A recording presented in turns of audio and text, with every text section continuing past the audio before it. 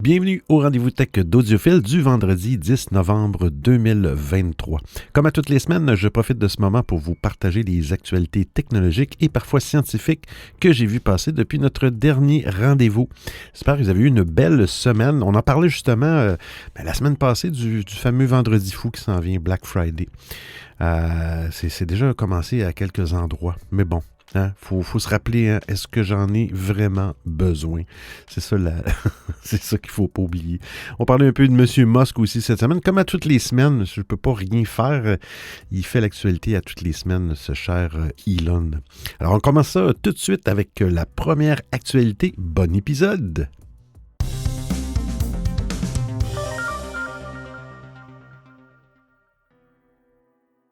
Les surfaces de Microsoft dureront plus longtemps. Allonger le support logiciel, c'est tout bénéfice pour les utilisateurs et pour la planète. Microsoft allonge le support logiciel pour sa gamme d'ordinateurs Surface. Tous les modèles sortis après janvier 2021 auront droit à des mises à jour des pilotes et du micro-logiciel pendant au moins 6 ans, soit 2 ans de plus que pour les appareils sortis avant cette date. Le constructeur se laisse une certaine marge de manœuvre, puisque le support pourrait dans les deux cas durer plus longtemps. Microsoft donne le détail du cycle de vie de ses différents PC Surface. Les modèles lancés récemment, comme les Surface Laptop Studio 2 et Laptop Geo 3, seront ainsi pris en charge jusqu'en octobre 2029. Ce support logiciel allongé est une très bonne nouvelle, évidemment, pour les utilisateurs de ces appareils, qui vont pouvoir en profiter pendant plus longtemps. Ces mises à jour permettent en effet au PC de mieux fonctionner avec Windows. Il peut s'agir d'amélioration de l'autonomie et des performances. Et parfois, on a même droit à des fonctionnalités supplémentaires.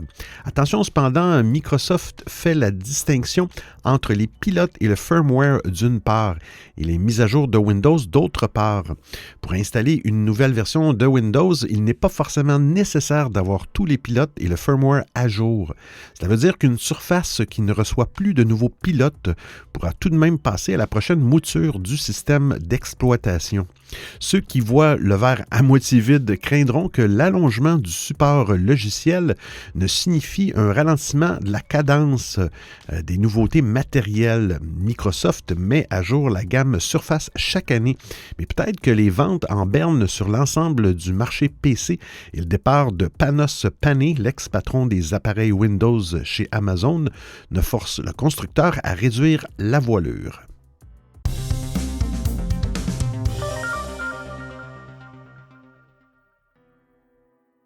Trois grosses nouveautés pour les futurs Apple Watch. Si Apple est aujourd'hui leader sur le marché des montres connectées, c'est parce que celui-ci a fait des fonctions de santé et de bien-être une priorité. Et pour les futurs Apple Watch, la firme préparerait de toutes nouvelles fonctions de santé susceptibles d'avoir un impact important sur la vie des utilisateurs. Les Apple Watch en circulation ont déjà une panoplie de capteurs pour suivre le taux d'oxygène dans le sang, pour l'ECG, électrocardiogramme. Mais d'après une nouvelle rumeur, Apple préparerait d'autres capteurs afin de proposer de nouvelles fonctions de santé. Dans un récent article, Bloomberg évoque les ambitions d'Apple dans le domaine de la santé ainsi que les fonctionnalités que la firme pourrait proposer sur ses futurs modèles. Et parmi ces fonctionnalités en cours de développement, il y aurait un suivi de la tension artérielle. Cette mise à jour pourrait même débarquer sur les nouveaux modèles de 2024. Dans un premier temps, Apple ne proposait qu'un système de suivi qui alerte l'utilisateur quand il y a une tendance haussière de sa tension artérielle. Ainsi, l'Apple Watch ne donnerait pas de données précises, mais alerterait simplement l'utilisateur pour lui conseiller d'aller voir un médecin. Mais plus tard, Apple pourrait développer un véritable tensiomètre intégré à l'Apple Watch. L'article de Bloomberg évoque également une fonctionnalité de détection de l'apnée du sommeil qui pourrait arriver sur les Apple Watch de 2024 aussi. En substance, la technologie de la firme de Cupertino analyserait les habitudes de sommeil de l'utilisateur ainsi que sa respiration afin de déterminer si celui-ci fait de l'apnée du sommeil. Cela fait un moment que différentes sources évoquent aussi le développement d'un système de suivi de taux de sucre dans le sang. Et apparemment, ce projet est toujours d'actualité. Comme pour la tension artérielle, le système imaginé par Apple ne donnerait pas de données précises sur la glycémie, mais il serait en mesure d'alerter l'utilisateur s'il y a une importante fluctuation. Et contrairement au suivi de la tension artérielle et au suivi de l'apnée du sommeil, cette fonctionnalité n'arriverait pas avant longtemps. Sinon, l'article de Bloomberg évoque aussi un projet qui aurait pu rendre les Apple Watch compatibles avec Android. En substance, la firme aurait déjà affecté des ingénieurs à cette mise en compatibilité. Le projet aurait déjà été presque complété, mais Apple aurait finalement changé d'avis pour des raisons commerciales. Une compatibilité avec Android aurait permis à Android de gagner de nouvelles parts de marché. En revanche, les utilisateurs n'auraient plus été forcés d'acheter un iPhone pour profiter des fonctions de santé de l'Apple Watch. Mais comme d'habitude, ces informations sont à considérer avec une extrême prudence, puisqu'elles ne viennent pas d'une source officielle.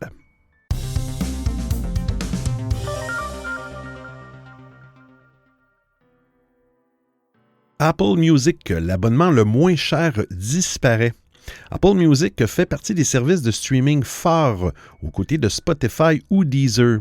Même si s'abonner au service demande un petit budget mensuel, il existe un moyen de payer moins cher, souscrire à Apple Music Voice. L'abonnement permet d'accéder au catalogue du service uniquement via Siri, mais il se distingue par son petit prix. Eh bien, malheureusement, sur son site officiel, Apple indique que l'abonnement à Apple Music Voice va disparaître dès le début de ce mois de novembre. Une mauvaise nouvelle, sachant que la formule à 5,99 € était jusqu'à présent la moins chère pour profiter du catalogue de morceaux du service de streaming. La firme précise que le renouvellement automatique des abonnés Voice sera désactivé, mais qu'ils pourront profiter de leur forfait jusqu'à la fin de leur période de facturation. Il en est de même pour ceux qui profitent actuellement d'un essai gratuit. Et je cite, « Vous pouvez également passer à un autre forfait Apple Music, individuel, étudiant ou famille », glisse habilement Apple dans l'espoir de ne pas voir ses abonnés se diriger vers des plateformes concurrentes. Évidemment, hormis l'abonnement étudiant à 5,99 €, les autres formules sont plus chères qu'Apple Music Voice. Même si la marque à la pomme ne communique pas sur les raisons de cette décision, on imagine qu'Apple Music Voice n'a pas rencontré le succès escompté. Proposer un abonnement disponible uniquement via Siri était audacieux, mais accéder à ses musiques favorites de cette manière était sans doute trop fastidieux pour convaincre. Comme l'assistant vocal était nécessaire pour utiliser Apple Music Voice, il était par ailleurs impossible d'en profiter sur une télé connectée ou sur une console de jeu, contrairement à Apple Music, ce qui n'a sûrement pas aidé l'abonnement à décoller.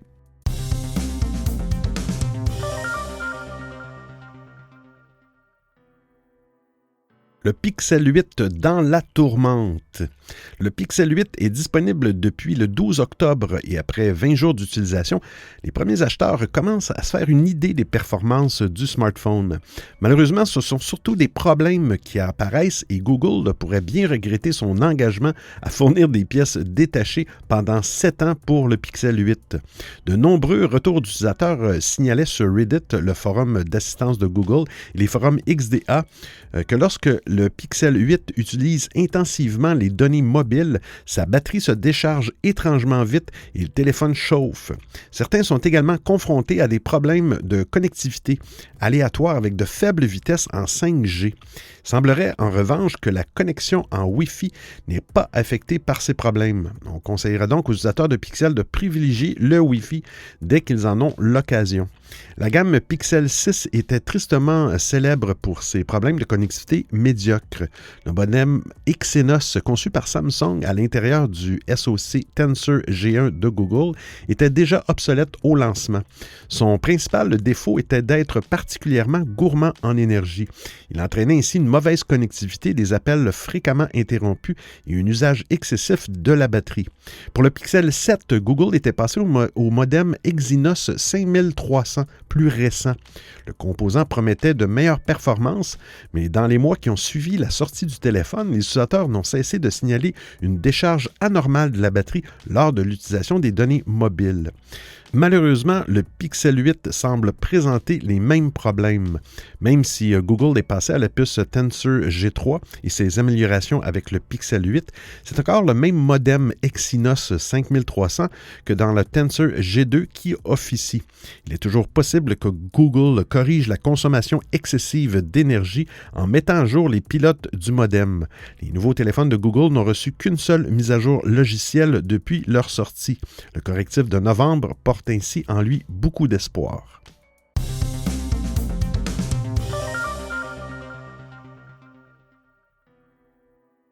Samsung dévoile son plan pour intégrer l'IA au smartphone. Récemment, Samsung a présenté ses résultats du troisième trimestre 2023. Son bénéfice est toujours en baisse à cause du marché des puces mémoire, mais la situation s'améliore petit à petit. Les smartphones du constructeur restent résilients par rapport à la crise. Par ailleurs, pour 2024, Samsung Galaxy s'apprête à faire le plein d'annonces en lien avec l'intelligence artificielle. Précédemment, des sources ont évoqué des fonctionnalités basées sur l'IA générative qui seront disponibles sur la série Galaxy S24. Et récemment, Samsung a presque corroboré ces rumeurs lors de la téléconférence de ses résultats trimestriels. Le géant coréen n'a pas donné de détails sur les fonctionnalités qui seront proposées. Et je cite, « Nous prévoyons d'appliquer la technologie Gen AI aux fonctionnalités de base avec lesquelles nos utilisateurs interagissent quotidiennement afin d'être plus créatifs et pratiques dans leur vie quotidienne. Et à partir de 2024, nous prévoyons offrir des expériences significatives et innovantes, optimisées pour nos utilisateurs, les fonctions les plus importantes étant basées sur leurs habitudes et préférences d'utilisation individuelle, a indiqué Daniel Arrojo, vice-président de la division mobile expérience chez Samsung. Le vice-président de Samsung a également indiqué que le constructeur veut exploiter les intelligences artificielles de type hybride, qui exploitent à la fois le cloud et la puissance de calcul embarquée sur les smartphones. L'avantage d'une IA qui fonctionne localement est que celle-ci peut être personnalisée en fonction des données de l'utilisateur. Mais le cloud, quant à lui, permet de proposer plus de services. En d'autres termes, Samsung va donc combiner les avantages de ces deux systèmes. Et pour les prochains modèles haut de gamme, le géant coréen pourra s'appuyer sur une nouvelle génération de processeurs capables de faire tourner des LLM ou des grands modèles de langage localement. Au mois d'octobre, Samsung a présenté son nouveau processeur haut de gamme qui, par rapport à l'Exynos 2200, a des performances en IA 14,7 fois plus élevées. Samsung pourra aussi profiter du dernier SoC de Qualcomm, le Snapdragon 8 Gen 3. Celui-ci est capable de faire tourner localement des intelligences artificielles avec 10 milliards de paramètres. Et par rapport au SoC Snapdragon 8 Gen 2, celui-ci a également un NPU, le Neural Processing Unit, 98% plus rapide. Pour rappel, les smartphones Samsung Galaxy haut de gamme utilisent généralement deux processeurs, des puces Exynos conçues par Samsung pour une partie de la production et des puces Qualcomm Snapdragon haut de gamme pour une autre partie de la production.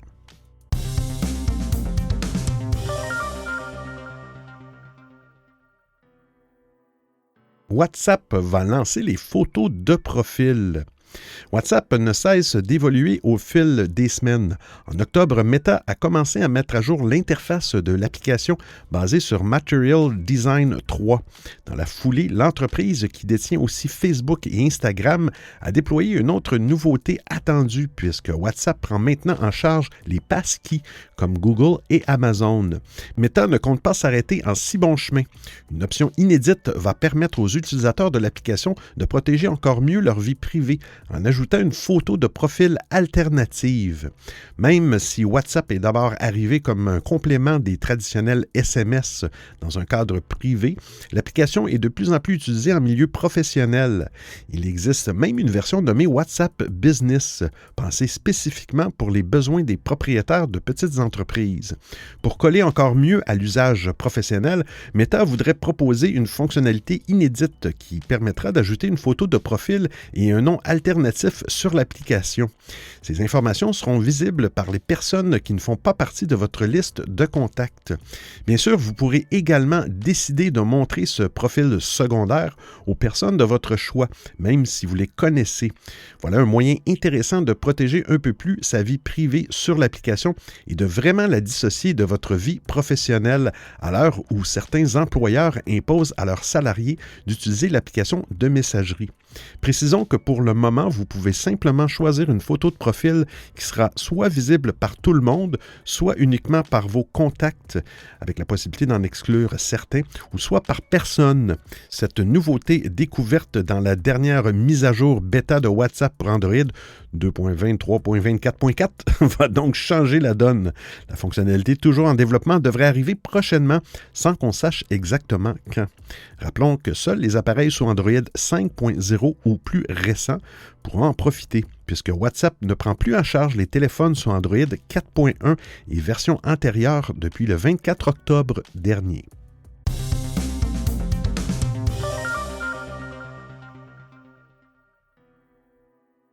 WhatsApp vérifie un compte avec une adresse courriel. WhatsApp améliore constamment la sécurité de ses utilisateurs. La protection de la vie privée des utilisateurs est une des priorités de cette application de messagerie. Les développeurs de WhatsApp testent et déploient de nouvelles fonctionnalités à chaque mise à jour pour garantir aux utilisateurs que leurs conversations sont à l'abri des regards indiscrets. Depuis août, un système de vérification par courriel est disponible à certains des utilisateurs en mode bêta sur Android. Vu le nombre croissant d'utilisateurs qui ont accès à cette fonctionnalité, on peut s'attendre à ce qu'elle soit bientôt déployée globalement. Le nouveau système de vérification par courriel est toujours en cours de développement et pour les utilisateurs qui ont la chance de faire partie des testeurs, la fonctionnalité est accessible dans les paramètres de compte de l'application. Le processus pour configurer la vérification par courriel est intuitif. Il suffit d'entrer son adresse pour recevoir un courriel de vérification. En cas d'échec, une notification permet de renvoyer le courriel. Bien sûr, les courriels enregistrés sont encryptés. Ils ne peuvent pas être consultés par d'autres utilisateurs. Il faut noter que cette fonctionnalité, bien qu'optionnelle, peut se révéler très utile en cas de vol ou de perte de téléphone. Ce n'est que l'une des nombreuses fonctionnalités pour sécuriser un compte WhatsApp, comme l'authentification par empreinte et les codes de connexion. Le numéro de téléphone reste l'option primaire pour identifier un compte WhatsApp.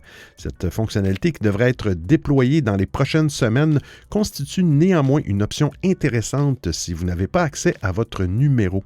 Après plusieurs mois de tests, le service de messagerie a lancé précédemment la prise en charge de comptes multiples pour les utilisateurs Android. Il semblerait que WhatsApp envisage de lancer également une fonctionnalité pour créer un profil alternatif. Ceci devrait permettre de séparer un profil personnel d'un profil de travail. Plusieurs autres modifications sont également prévues. L'une des plus intéressantes est sans doute le changement de l'interface du lecteur vidéo de WhatsApp.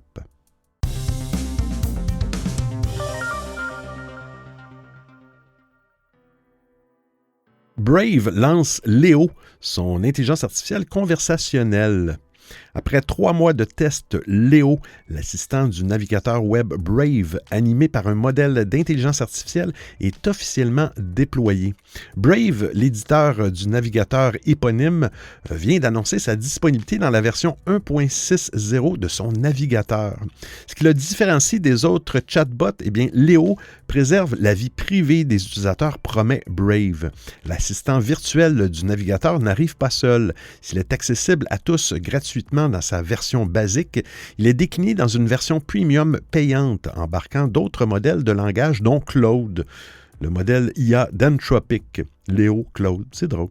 La version gratuite de Léo, accessible à tous, s'appuie sur le modèle de langage de Meta, LLaMA 2. Comme la plupart des intelligences artificielles conversationnelles, bien Léo est capable de vous accompagner dans des tâches aussi diverses que variées. Brave explique ainsi que vous pouvez l'utiliser pour créer des résumés en temps réel, des pages web que vous consultez, mais aussi des vidéos que vous regardez. Le chatbot pourra aussi se charger de traduire des pages, les analyser, les réécrire et plus encore. Rien de très différent donc de ce qui existe déjà. La vraie force de Léo se trouverait en réalité plutôt du côté de la confidentialité. Brave ayant fait du respect de la vie privée son cheval de bataille, il semble en effet plutôt logique que son chatbot adopte un comportement exemplaire en la matière. Et je cite, les chats avec Léo sont privés, anonymes et sécurisés. Léo n'enregistre pas les conversations et ne les utilise pas pour entraîner les modèles de langage. Et aucun compte ou connexion n'est requis pour utiliser Léo, explique Brave dans son communiqué. Si la version basique de Léo ne vous suffit pas, bien Brave propose via un abonnement payant d'accéder à une version premium de son chatbot, intégrant d'autres modèles de langage, contre une quinzaine de dollars par mois quand même. Vous pourrez profiter d'une version de Léo animée par Claude.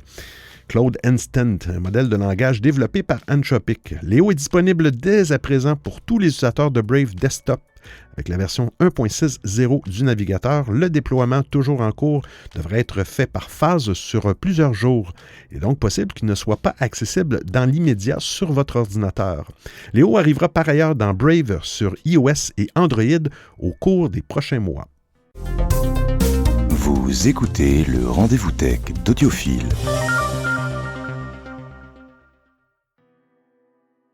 Discord part à la chasse aux liens de partage malveillants. Il y a encore du nouveau sur Discord. Une importante mise à jour de sécurité arrive prochainement. Très apprécié des pirates pour la facilité avec laquelle il est possible de partager des liens malveillants, le service va bientôt s'adapter pour rendre la tâche plus ardue aux acteurs mal intentionnés. Et je cite, Discord fait évoluer son approche des URL RDC, les réseaux de diffusion de contenu, de pièces jointes afin de créer une expérience plus sûre et plus sécurisée pour les utilisateurs. En particulier, cela aidera notre équipe de sécurité à restreindre l'accès au contenu signalé et, de manière générale, à réduire la quantité de logiciels malveillants distribués à l'aide de notre RDC, a communiqué Discord auprès de la publication Bleeping Computer. L'application de messagerie très appréciée des joueurs qui aiment streamer, mais aussi utilisée dans des cadres professionnels, précise que cette évolution n'a aucun impact pour les utilisateurs qui partagent du contenu au sein du client Discord. Discord ajoute que tous les liens au sein du client seront automatiquement actualisés avec l'application de changement. Ceux qui pourraient devoir changer leurs habitudes sont les utilisateurs qui utilisaient Discord comme moyen d'hébergement pour leurs fichiers.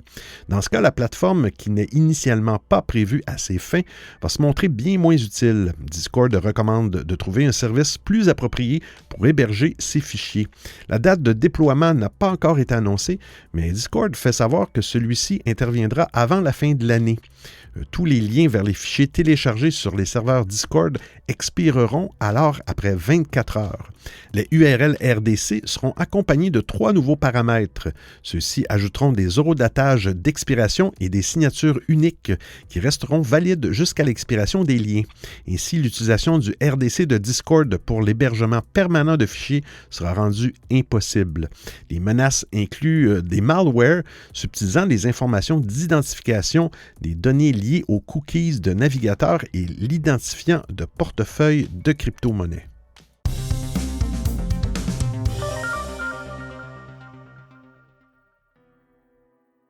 Audio Hijack peut transcrire automatiquement l'audio qu'il enregistre. Audio Hijack est une application incontournable pour tous ceux qui enregistrent de l'audio sur leur Mac. Il est notamment utilisé par de nombreux podcasters, dont moi-même. J'enregistre présentement à l'aide de ce logiciel. Avec sa dernière version, elle gagne une nouvelle fonction bien pratique, la transcription de l'audio, grâce au formidable Whisper, le moteur fourni par OpenAI et qui se base sur les nouvelles techniques d'intelligence artificielle. Grâce à cet ajout, on peut enregistrer de l'audio transcrit à la volée et obtenir à la fin non seulement le fichier avec l'audio, mais aussi un document avec le texte généré par Whisper. Concrètement, Audio Hijack 4.3 ajoute un bloc destiné à la transcription qui peut être ajouté à n'importe quel processus créé dans l'application. Ce bloc fonctionne sur tous les Mac, même si un modèle équipé d'une puce Apple Silicon est fortement recommandé pour avoir un bon résultat, surtout lors d'une transcription en live. 2 modèles sont intégrés à l'application, l'un rapide et l'autre plus précis, à choisir en fonction de son Mac essentiellement. Whisper est capable de travailler sur 57 langues différentes. Il les identifie automatiquement sans intervention de votre part. Dans le cadre de l'enregistrement d'un podcast, s'il y a une piste par intervenant, comme c'est généralement le cas, eh bien, la transcription peut en tenir compte et attribuer les paroles à la bonne personne dans le fichier texte quand même. Audio Hijack peut aussi servir dans d'autres contextes, comme la prise de notes d'un cours ou d'une visioconférence, la transcription pouvant se faire indifféremment à partir du microphone ou bien de n'importe quelle app qui tourne sur le Mac. Même si c'est sans doute plus utile pour de l'audio live, on peut ainsi aussi transcrire des fichiers déjà enregistrés en utilisant l'app de lecture en source. Whisper est un moteur de transcription open source et son ajout à Audio Hijack se fait sans surcoût et notamment sans frais récurrents, puisque tout est effectué localement. Si vous avez déjà une licence, eh bien, vous pouvez chercher les mises à jour dès maintenant et utiliser la nouveauté. Sinon, comptez à peu près 77 $ américains pour une licence personnelle. Audio Hijack nécessite macOS 11 au minimum et macOS 14 Sonoma est désormais aussi officiellement pris en charge.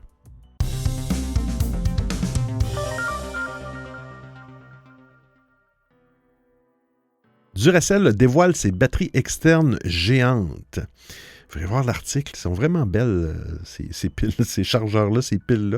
Les piles ont beau être pratiques, ces dernières ont quasiment disparu de notre quotidien.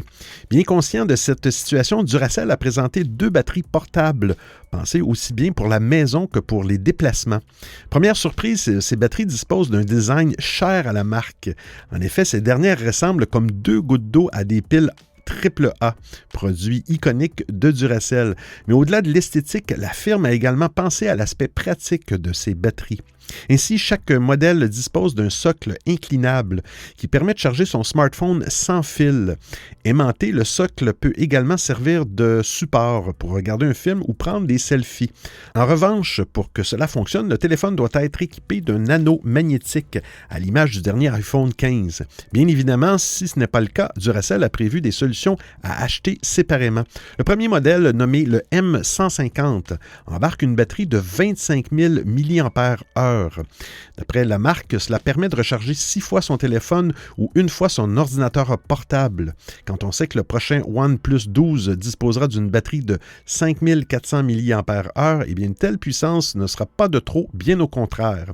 Grâce à ces 2 ports USB-C, la batterie peut monter jusqu'à 100 watts en charge filaire contre 15 watts en sans fil. 2 ports USB-A sont également de la partie, mais ils sont bridés à 18 watts. Côté dimension, la batterie ne fait pas dans la dentelle avec un diamètre de 7,8 cm, une hauteur de 16,2 cm et un poids de 800 grammes. Pour donner un ordre d'idée, une bouteille d'eau de 1,5 litres fait à peu près le même diamètre que la M150. À défaut de pouvoir acquérir la plus grosse batterie portable du monde, celles et ceux qui ont besoin de puissance pourront se tourner vers le modèle M250. Affichant une capacité de 60 000 mAh, ce dernier propose les mêmes fonctionnalités que son petit frère. En contrepartie, la batterie M250 se veut bien plus imposante.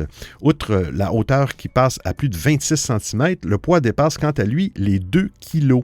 Pour l'instant, les batteries Duracell M150 et M250 sont disponibles uniquement aux États-Unis au prix respectif de 199 et 399 $.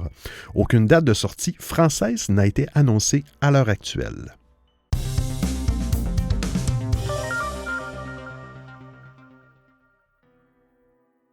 Après le phishing, eh bien, c'est le quishing.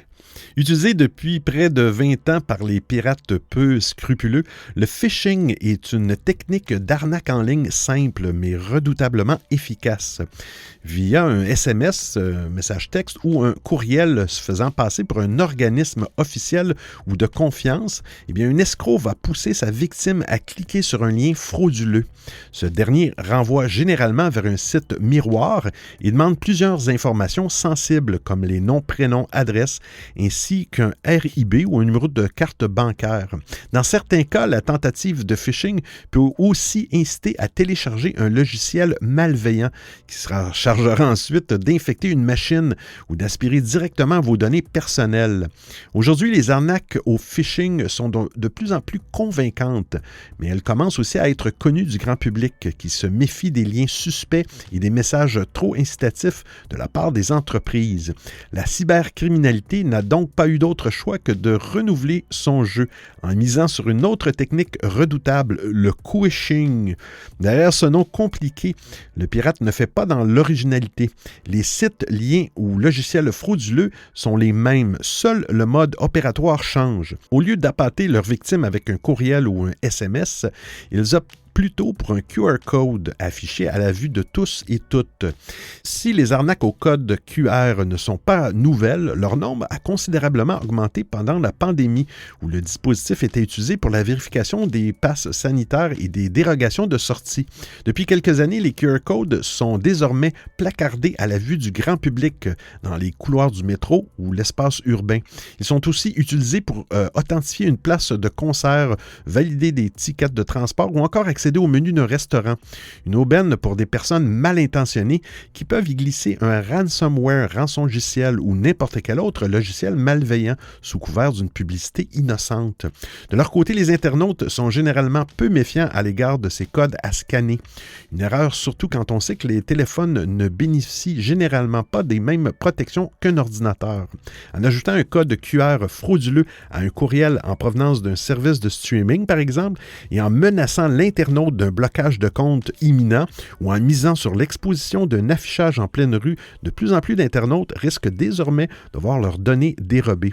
Prudence donc, exhorte l'organisme belge de sécurité Safe on Web, qui préconise de traiter les codes QR inconnus avec méfiance.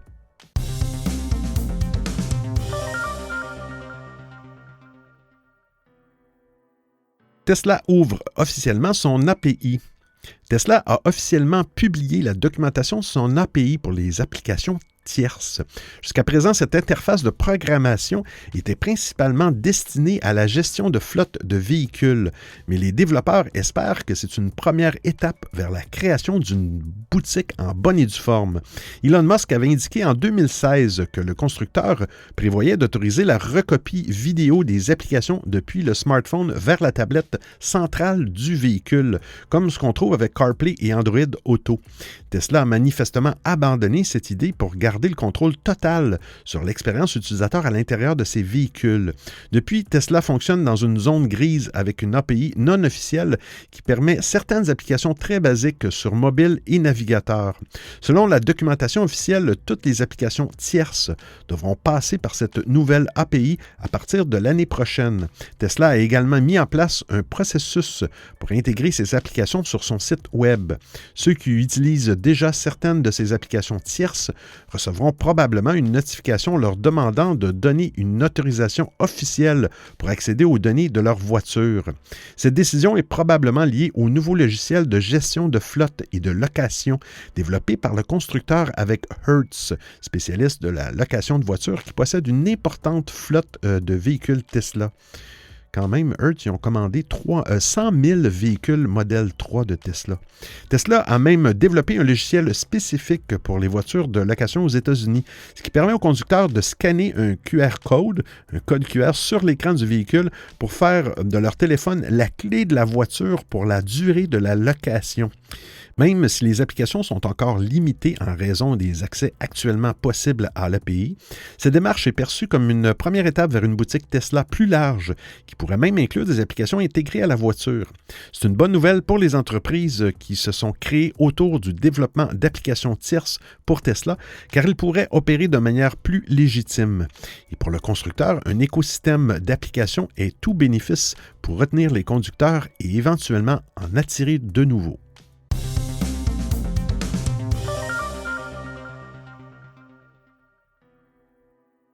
Les Beatles dévoilent leur nouveau titre grâce à une intelligence artificielle. Je ne sais pas si vous avez entendu la chanson, c'est quand même très très bon. C'est un grand moment dans l'histoire de la musique. Les Beatles, le groupe mythique qui s'est séparé il y a 50 ans, a sorti le jeudi 2 novembre sa toute dernière chanson dénommée Now and Then.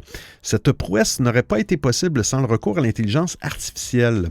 Concrètement, ce morceau a été écrit et chanté par John Lennon dans son logement à New York à la fin des années 70, peu de temps avant son assassinat en 1980.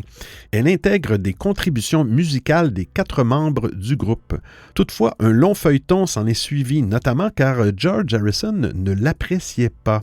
Si bien que les fans s'étaient fait une raison et plus personne ne croyait en sa diffusion. Cela est pourtant chose faite et cette prouesse aurait été difficile sans le recours à l'intelligence artificielle. The Guardian explique ainsi que cette technologie a été employée afin de mieux isoler la voix de John Lennon. À ses côtés, de nouvelles parties de la chanson récemment enregistrées par Paul McCartney et Ringo Starr, les 2 membres encore vivants des Beatles, ont été intégrés. Enfin, des arrangements de guitare joués par George Harrison en 1995 ont aussi été ajoutés. Conscient des polémiques entourant l'intelligence artificielle ces derniers mois, Paul McCartney a souhaité préciser que, je cite, « Rien n'a été créé artificiellement ou synthétiquement. Tout est réel et nous jouons tout dessus. » Ollie Tessier de l'Université de Liverpool, spécialiste de l'histoire et de l'héritage des Beatles, ne cache pas son émotion. Et je le cite, « Il est étrange de penser qu'un groupe qui s'est séparé il y a plus de 50 ans vous dise que c'est sa dernière chanson. » D'une certaine manière, Paul McCartney et Ringo Starr, tous 2 octogénaires, tirent un trait sur leur histoire. Je pense que c'est un moment très doux pour presque tous les fans des Beatles. Cela ressemble à une fin. Je pense donc que c'est important. Cette initiative intervient dans un moment où l'intelligence artificielle bouscule le monde de la musique. Les plateformes font la chasse aux chansons générées grâce à cette technologie. De leur côté, les artistes font face à des morceaux qui empruntent leur voix pour le meilleur et souvent pour le pire. Récemment, des chansons d'Angèle ont été entièrement produites grâce à ces outils. L'artiste belge a fini par accepter de chanter un de ses morceaux très populaires sur scène.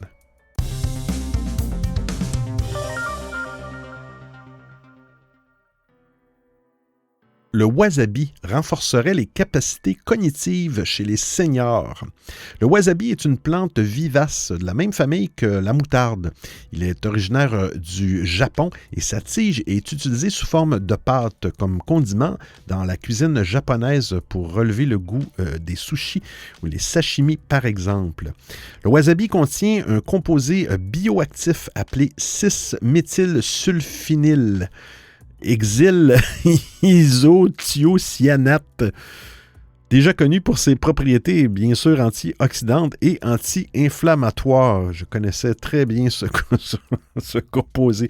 Dans un article publié récemment dans la revue de Nutrients, des chercheurs ont souligné l'importance des antioxydants et des anti-inflammatoires sur la santé cognitive des personnes âgées. Ils suggèrent ainsi dans leur étude que le 6-MCITC devrait avoir un effet positif sur les performances cognitives des personnes âgées. Pendant 12 semaines, les chercheurs ont mené une expérience sur 72 adultes de plus de 60 ans. Ils ont réparti les participants dans 2 groupes différents, la répartition ayant été effectuée au hasard. Durant la période de test, le premier groupe a reçu un comprimé de wasabi 1 fois par jour, tandis que le deuxième groupe a reçu un comprimé de placebo. À la fin de la période d'essai, les scientifiques ont effectué une série de tests cognitifs pour voir l'évolution des participants. Ils ont enregistré une amélioration significative de la mémoire épisodique, le rappel d'événements passés, et de la mémoire de travail, la conservation temporaire d'informations, chez les participants qui ont pris des comprimés de wasabi. Par contre, il n'y a eu aucune différence significative en ce qui concerne le raisonnement, l'attention et la vitesse de traitement. Selon les auteurs de l'étude, il est probable que le wasabi et le 6-MCITC ait affecté particulièrement la partie du cerveau dénommée hippocampe. Cette zone joue un rôle important dans le processus de mémorisation. Maintenant, l'équipe projette d'approfondir le sujet en étudiant de plus près les processus au niveau biologique et moléculaire. Notons que les effets du wasabi dans cette étude ont été formulés uniquement à partir d'hypothèses. En effet, les chercheurs n'ont pas effectué de mesures de biomarqueurs d'antioxydants ou d'anti-inflammatoires. Quoi qu'il en soit, les résultats de l'étude montrent clairement une relation entre le wasabi et une meilleure fonction de mémorisation. Alors j'espère que vous appréciez le format et le contenu de l'émission. Si vous avez des suggestions d'actualité, des commentaires, vous voulez m'envoyer un message audio ou simplement me payer un café, eh bien c'est très simple. Vous trouverez tous les liens sur www.audiophile.com. Il y a même une section nommée Docu, le rendez-vous tech d'Audiophile intégral avec l'ensemble des références web ou liens URL. Et je vous remercie de m'avoir prêté vos oreilles pendant l'écoute de cet épisode. Et c'est terminé pour aujourd'hui. J'espère que vous avez aimé l'émission. Et bien moi, je vais aller prendre ma pelle parce qu'il est tombé une petite bordée de neige aujourd'hui, en ce vendredi 10 novembre. 5 cm de neige. Mais je reste de bonne humeur. Je suis pas triste parce que je sais que ça va fondre. Puis je sais aussi qu'on se retrouve la semaine prochaine. Quel lien quand même. Hey, vraiment, je suis fort. Pour un autre épisode du Rendez-vous Tech d'Audiophile. D'ici là, portez-vous bien. Hey, ciao, ciao tout le monde.